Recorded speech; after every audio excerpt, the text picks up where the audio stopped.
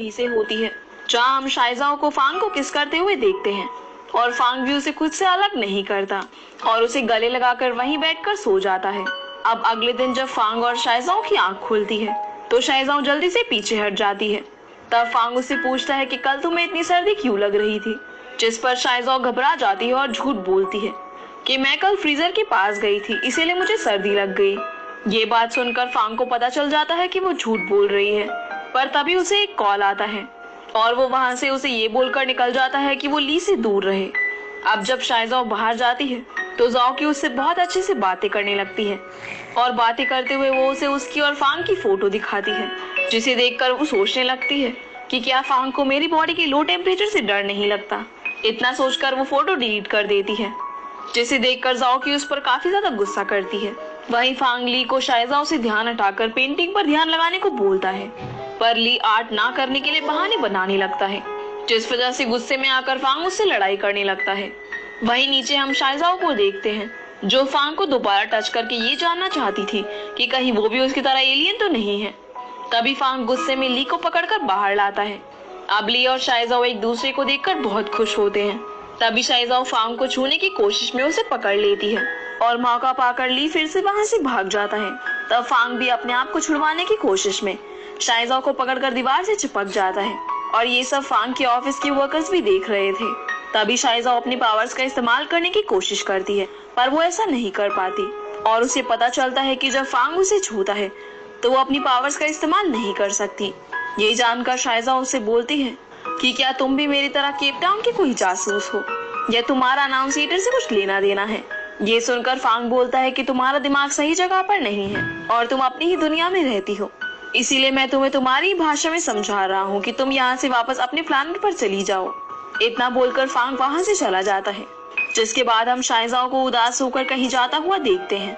वहीं दूसरी तरफ फांग भी जिन के साथ कहीं जा रहा था।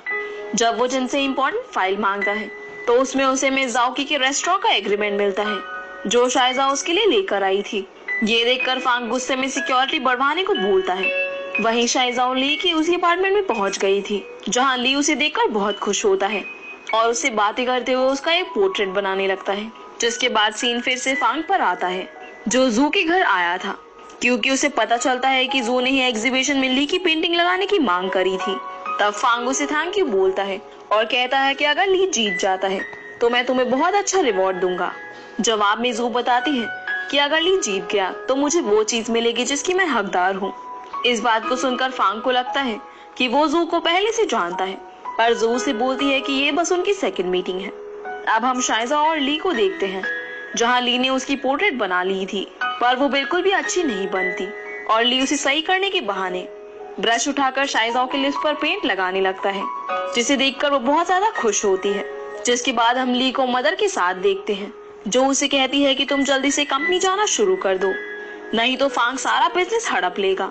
जिस पर ली उसे ऐसे बोलने से मना करता है और वहां से चला जाता है, पर उसका वॉलेट वहीं पर गिर गया था, जिसे जब उसकी मदर उठाकर देखती है तो उसमें उन्हें ली और जू की तस्वीर मिलती है, जिसे देखकर वो तुरंत इस बारे में अपने ब्रदर कांग को बताती है। अब हम फांग को देखते हैं, जिसे शाइजाओ का पोर्ट्रेट मिल गया होता है और वो उसे ली से दूर रखने के लिए जिनसे अगले दिन उसके रेस्टोरेंट से खाना मंगवाने को बोलता है और साथ ही ये भी कि डिलीवरी पर शाइजाओ को बुलाया जाए। अब अगले दिन जब शाइजाओ डिलीवरी पर आ रही होती है तो मिस जाओकी उसे समझाती है कि फांग हमारे वीआईपी कस्टमर है, इसीलिए जब तक वो खाना खा न ले तुम वहां से हिलना मत। जिस पर शाइजाओ मान जाती है, जिसके बाद वो उसे एक स्कूटी देकर डिलीवरी करने को बोलती है, लेकिन शाइजाओ उसे सही से चला नहीं पाती और धोखे से उससे सारा खाना गटर में गिर जाता है। वहीं हम फांग को देखते हैं, जिसे डिलीवरी की लोकेशन देखने पर पता चलता है कि शाइजाओ एक जगह पर 30 मिनट से फंसी हुई है, इसीलिए वो तुरंत वहां पहुंचता है जहां शाइजाओ मैनहोल में घुसी हुई थी। जब वो बाहर निकलती है तो फांग को देखकर बहुत खुश होती है और उससे बोलती है कि प्लीज वो उसकी कंप्लेन ना करे, जिस पर फांग नहीं मानता। तब शाइजाओ उसे बताती है कि 15 मिनट्स अभी भी बचे हुए हैं, पर फांग जल्दी से उसे पकड़कर पहले कपड़ों की शॉप पर ले जाता है, क्योंकि उसमें से बहुत बदबू आ रही थी। तब शाइजाओ उसे ऐसा करने से बार बार मना करती है, क्योंकि उसे टाइम पर डिलीवरी करनी थी, पर फांग जबरदस्ती उसे कपड़े दिलाकर जल्दी से शॉप की अपार्टमेंट में ले जाता है और उसे नहाने को बोलता है। और बहुत मेहनत करने के बाद कहीं जाकर शाइजाओ नहाने को तैयार होती है, पर उसमें भी वो जल्दी से नहाकर बाहर निकलती है और तुरंत पैकेज उठाकर फांग के ऑफिस जाती है। तब फांग उसे रास्ते में देखकर उसके पीछे जाता है। अब शाइजाओ जल्दी से पहुंचने के लिए टाइम को पॉज कर देती है और आगे बढ़ने लगती है, पर इस बार भी फांग को कुछ नहीं होता और वो ये सब देखकर बहुत शॉक हो जाता है कि सब लोग अपनी जगह पर रुक गए हैं। तब वो भागकर रोड पर आता है और बस शाइजाओ को मूव करता हुआ देखकर वो उसे रोकता है, पर उसे देखते ही शाइजाओ भी पॉज होने का नाटक करने लगती है और किसी तरह उसका ध्यान भटकाकर वहां से निकल जाती है। अब जब सब कुछ सही होता है तो फांग जल्दी से भागता हुआ अपार्टमेंट में पहुंचता है, जहां शाइजाओ उससे पहले ही पहुंचकर बाथरूम में चली गई थी। तब वो फांग के सामने नाटक करते हुए उसे डांटने लगती है कि वो उसे नहाते हुए देखना चाहता था, जिस पर फांग बहुत घबरा जाता है और उसे एक कार की चाबी देते हुए इस बारे में किसी को भी ना बताने को बोलकर वहां से चला जाता है। तब शाइजाओ बहुत ज्यादा खुश होती है, जिसके बाद हम फांग को जैंग के साथ देखते हैं, जहाँ हमें पता चलता है कि आज जो कुछ भी हुआ वो सब फांग को हेलुसिनेशन लग रहा था। तब जैंग उसे अपने इमोशंस को कंट्रोल करने को बोलता है, पर जैसे ही उसे पता चलता है कि फांग ने हेलुसिनेशन में शाइजाओ को मूव करते हुए देखा था, तो वो उसे उसके साथ रहने का सजेस्ट करता है और ये सुनकर फांग उस पर भड़क जाता है। अब हम देखते हैं कि फांग की दी हुई कार में इस बार में जाओ की भी शाइजाओ के साथ डिलीवरी करने जाती है, जहां पहुंचकर वो शाइजाओ से बोलती है कि शायद फांग तुम्हें बहुत पसंद करता है और इसीलिए उसने तुम्हें एक कार दी। ये सुनकर शाइजाओ डिसाइड करती है कि अगर ऐसा है तो वो फांग की कार वापस कर देगी। अब जब वो फांग के कैबिन में पहुंचती है तो फांग की वीडियो कॉन्फ्रेंसिंग चल रही होती है, इसीलिए फांग इशारों में उसे वहां से जाने को बोलता है, पर शाइजाओ उसे नहीं देखती और वो वही सब बोल देती है जो मिज़ाओकी ने उसे अभी बताया था, जिस वजह से फांग जल्दी से अपना लैपटॉप बंद करता है और उसे बताता है कि वो उसे पसंद नहीं करता। इस बात को सुनकर शाइजाओ बहुत खुश हो जाती है। तभी उसे मिज़ाओकी की बात याद आती है कि जब तक फांग खाना ना खा ले तब तक उसे वहां से नहीं हिलना है, पर फांग उस वक्त खाना नहीं खा रहा होता, इसीलिए शाइजाओ जबरदस्ती उसे खाना खिलाने लगती है और फांग भी उसे नहीं रोकता।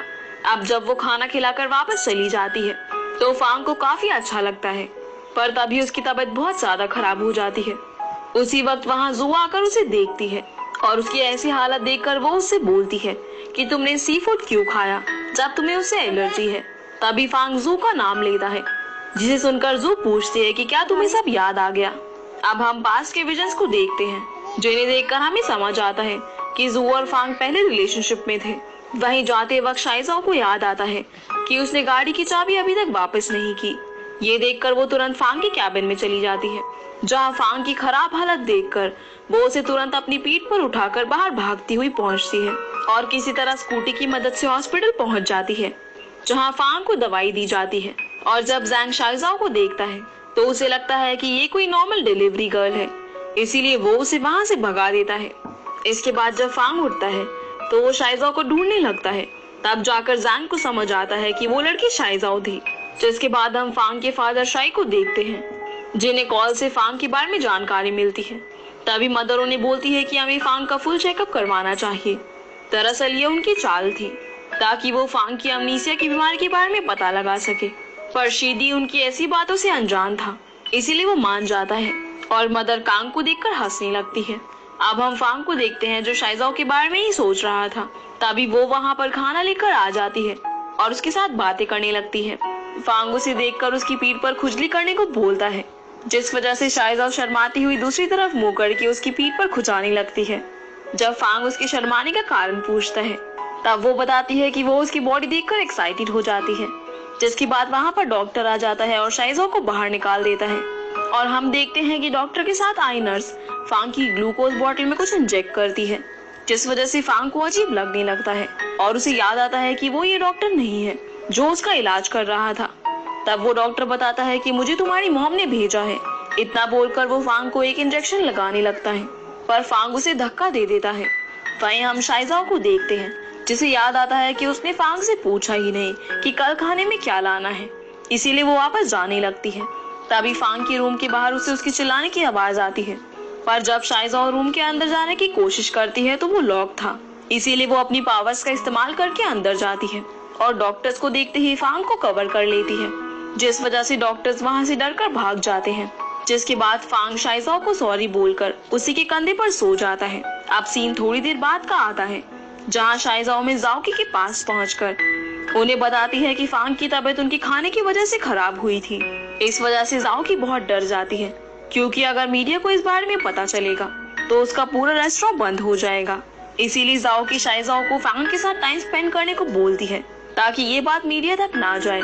इसीलिए शाइजाओ फांग के पास हॉस्पिटल में पहुंच जाती है और उसे देखकर फांग को भी काफी अच्छा लगता है। इसीलिए शाइजाओ भी वहीं पर सो जाती है, पर वो पूरी रात फांग को ही देखती रहती है। अब अगले दिन हम ली को देखते हैं, जो अपनी बाइक से कहीं जा रहा था। तभी एक गाड़ी उसका पीछा करती है और उसका रास्ता रोक लेती है, जिसमें से जू निकलती है। ये देखकर ली बहुत शॉक होता है और उससे बातें करने लगता है। अब उनकी बातों से हमें पता चलता है कि जू ने फांग से दोस्ती करने के लिए ली को अपने प्यार में फंसाकर उसको धोखा दिया था। वहीं हम फांग को देखते हैं, जब वो उठता है तो शाइजाओ उसी के बेड पर सो रही थी और वो धोखे से उसे लात मारकर नीचे गिरा देती है, जिसके बाद वो खुद भी उठ जाती है। अब जब उसे पता चलता है कि वो फांग के साथ सो रही थी, तभी वो अपनी बॉडी को चेक करने लगती है कि कहीं रात में फांग और उसके बीच कुछ गलत तो नहीं हुआ। ये देखकर फांग हंसने लगता है। तभी उसे एक कॉल आता है और वो एकदम शांत हो जाता है, जिसके बाद वो शाइजाओ से पूछता है कि तुम्हारे हिसाब से अगर तुम्हें कोई भूल जाएगा तो तुम्हें कैसा लगेगा। जिस पर शाइजाओ बताती है कि मेरे प्लैनेट पर डाटा सेवर में लोग अपनी मेमोरी स्टोर करके रखते हैं, इसीलिए कोई किसी को तब तक नहीं भूलता जब तक कोई उसे डिलीट ना कर दे, और अगर कोई मुझे डिलीट कर देता है तो मैं भी उसे डिलीट कर दूंगी। ये सुनकर फांग बोलता है कि अगर मैं शाम तक तुम्हारे पास ना आऊं तो तुम मुझे भी डिलीट कर देना। इतना बोलकर फांग वहां से चला जाता है और जिन से अपने लिए मेमोरी बैंक बनवाने के लिए बोलता है, जिस पर जिन बताता है कि आपके लिए वो पहले ही बनवा रखा है, बस आप उसको यूज नहीं करते। तब फांग उसे वहां चलने को बोलता है और वहां पहुंचकर वो शाइजाओ और अपनी मेमोरी को देखकर जैंग से बातें करने लगता है, जिनसे हमें पता चलता है कि कल शाम तक बारिश होने वाली है। इसीलिए जैंग इस बार फांग को जल्द से जल्द शहर से दूर जाने को बोलता है, जिस पर फांग थोड़ी देर समझने के बाद मान जाता है। वहीं हम जू को देखते हैं, जो किसी से फोन पर बात कर रही थी और उसने पहले से ही फांग के मेमोरी बैंक वाली जगह पर अपना जासूस लगा दिया था ताकि वो अपनी डेटा को इरेज ना होने दे सके। वहीं शाइजाओ अपनी रेस्टोरेंट पहुंचती है तो उसे पता चलता है कि जाओ की इस जगह को छोड़कर जा रही है, क्योंकि उसे भरोसा था कि ये रेस्टोरेंट बंद होने वाला है, क्योंकि फांग की बीमारी की खबर न्यूज तक पहुंच गई थी। इसीलिए वो शाइजाओ को कुछ पैसे देकर वहां से चली जाती है। अब थोड़ी देर बाद शाइजाओ बोर होने लगती है, इसीलिए वो कुबरी से बात करती है और कुबरी उसे बताता है कि फांग मीडिया को सब सच बताएगा तो सब कुछ सही हो जाएगा। ये सुनकर शाइजाओ तुरंत फांग के पास पहुंचती है, पर वो कांग के वहां पर प्रेजेंट होने की वजह से उस पर ज्यादा ध्यान नहीं देता और वहां से चला जाता है, जिस वजह से शाइजाओ रात तक वहीं पर उसका इंतजार करती रहती है। तब कुबरी उसे समझाता है कि फांग उसकी मदद नहीं करने वाला, इसीलिए शायद उसे वापस जाना चाहिए। ये सुनकर वो वापस चली जाती है। अब अगले दिन जब शाइजाओ उठती है तो वो देखती है कि बाहर बहुत सारे मीडिया वाले और गुस्सैल लोग थे जो रेस्टोरेंट को बंद करने के लिए बोल रहे थे। तभी शाइजाओ जल्दी से अपने कपड़े पहनती है और वहां जाकर सबको संभालने लगती है कि फांग बस एलर्जी की वजह से बीमार हुए थे, पर किसी को भी उसकी बात पर यकीन नहीं होता।